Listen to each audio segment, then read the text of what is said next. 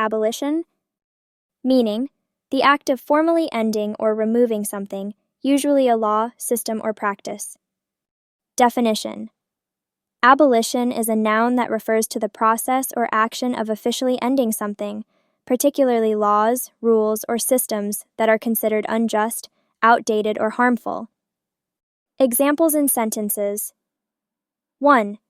The abolition of apartheid in South Africa was a turning point for equality. It marked the end of racial segregation and injustice. Here, abolition refers to the formal ending of the apartheid system in South Africa.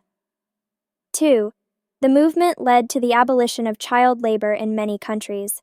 It helped protect children from exploitation. In this example, abolition refers to the ending of child labor laws in certain countries.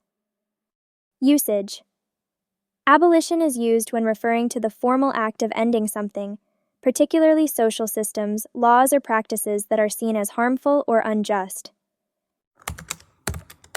English practice.